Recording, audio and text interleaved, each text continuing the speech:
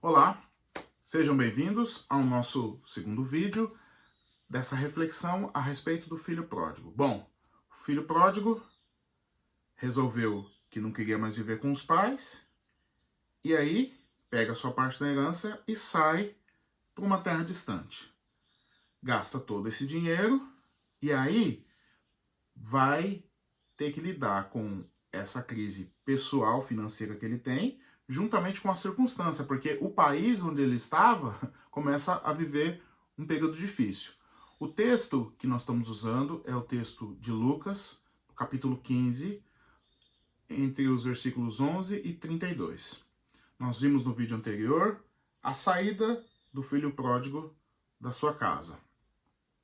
E agora nós vamos ver como que é a vida dele lá depois que o dinheiro acabou. Se você não viu o primeiro vídeo, volte um vídeo, assista e depois volte aqui para ver esse, ok? Então tá, o filho tá lá, sem dinheiro, num país sem trabalho e procurando um modo de sobreviver. E aqui é o ponto. É a segunda decisão que ele toma. Acabou tudo. Ele poderia voltar para a casa do pai, ali. Mas ele não volta. Ele entra num modo sobrevivência. Pegou a primeira oportunidade que apareceu de trabalho e foi trabalhar. Isso está lá no versículo 15, capítulo 15 de Lucas, versículo 15.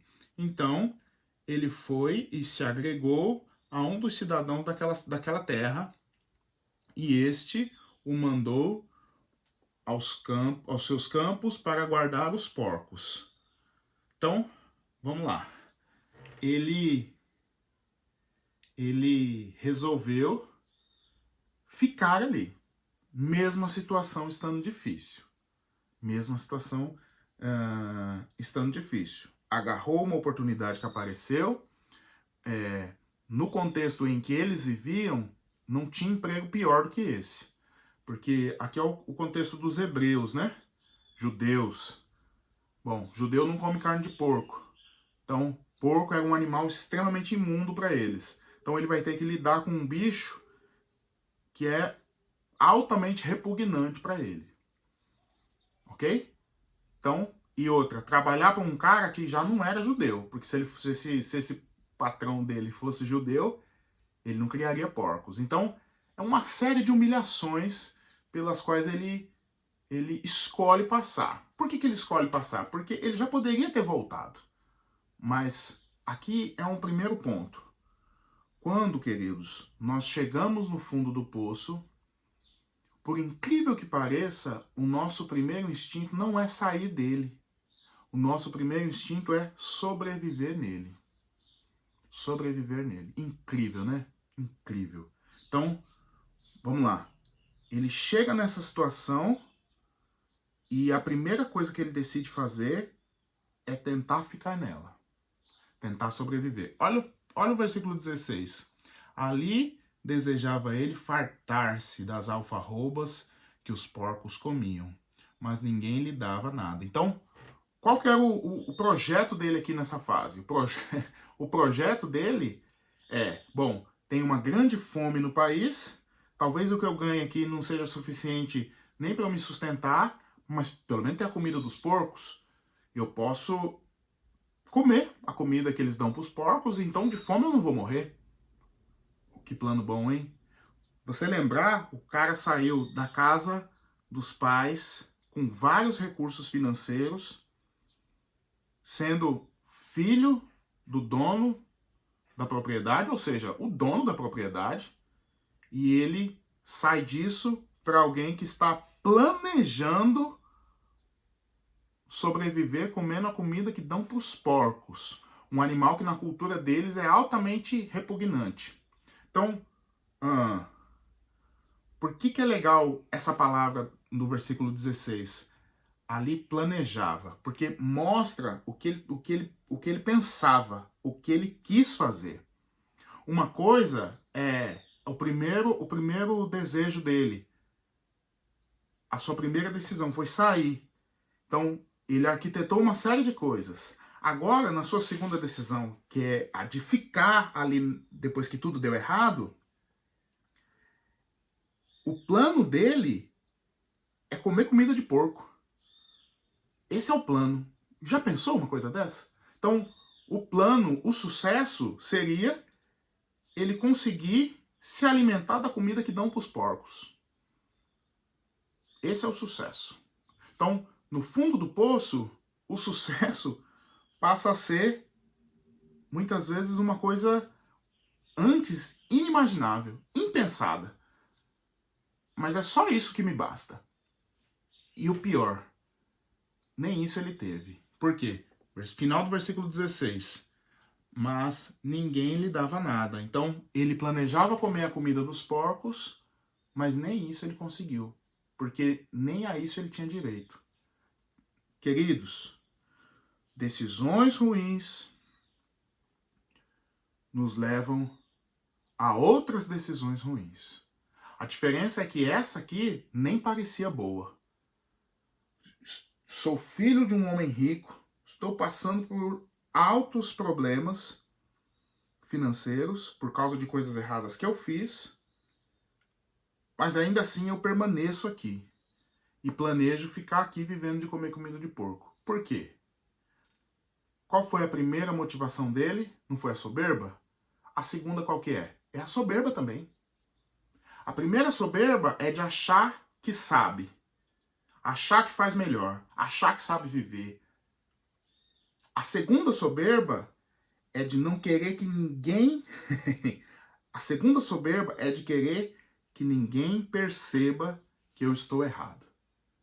Essa é a segunda atitude de soberba. Então, eu chego ao fundo do poço por causa das coisas que eu fiz e a minha intenção é permanecer aqui para que ninguém saiba que eu errei.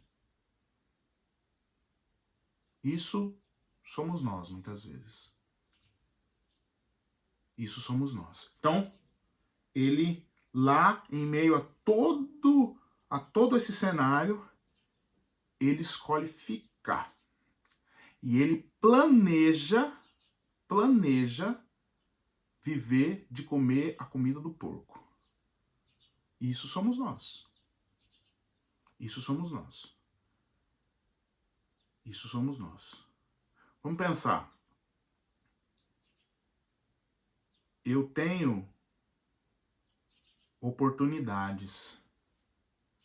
Primeiro, de não ser soberbo, ou de tentar aplacar a soberba natural que há em mim, e não me afastar de todas as coisas que me fazem bem. Não consegui fazer isso. Acabei não enxergando direito o mundo onde eu estava inserido, e aí eu me desligo disso e vou viver sozinho. Depois que tudo dá errado, nesse segundo cenário, eu tenho a oportunidade de assumir que errei e voltar.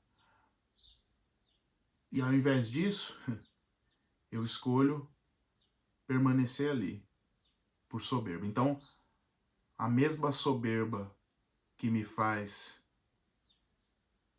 me afastar de tudo que é bom, ela muitas vezes me impede de voltar para tudo que é bom. E é aqui que eu paro para a gente pensar. Se você já se afastou, e tem aí tentado construir um ecossistema que funcione para você, se o seu plano de sucesso agora é você conseguir comer comida de porco, querido, faça isso não.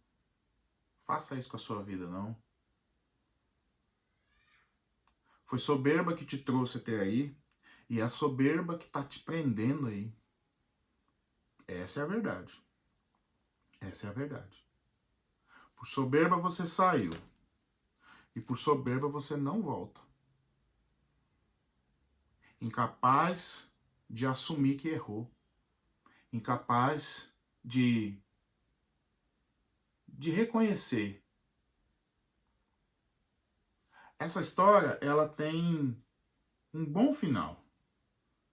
Porque no versículo 17, finalmente, ele vai começar a pensar diferente. Então, caindo em si, disse: quantos trabalhadores de meu pai têm pão com fartura e eu aqui morro de fome? Levantar-me-ei e irei ter com meu pai, e lhe direi: Pai, pequei contra o céu e diante de ti, e já não sou digno de ser chamado teu filho. Trata-me como um dos teus trabalhadores. E levantando-se, foi para seu pai. Até aí. Então, aqui é a sua terceira decisão. E a melhor até agora. A decisão de voltar. Essa decisão mostra que ele entendeu. Se você hoje vive distante, se você vive já em alguma medida algum tipo de miséria, longe de pessoas que te amam, que cuidavam de você, se você entendeu que você agora tem o objetivo final de sobreviver da comida que os porcos comem, e que isso, o quão humilhante, degradante é isso? Se você já desistiu de tentar fazer sozinho, quero que você se lembre de onde você veio. Os seus pés sabem o caminho de volta. Lembra que o seu pai, muito embora ele permitiu que você se afastasse, mas ele está te esperando. Ele está te esperando.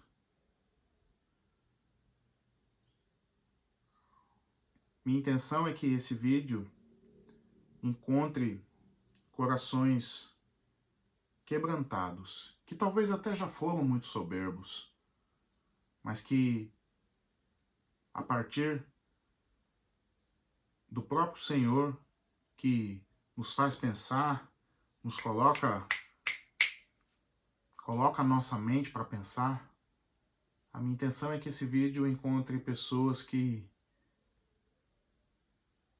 se lembrem do seu pai, que se lembrem da sua casa, e que se lembrem que o seu pai quer te receber de volta. A grande história aqui é a história de amor que o pai tem para com seus filhos. E é o assunto do próximo vídeo. Mas vamos pensar um pouco.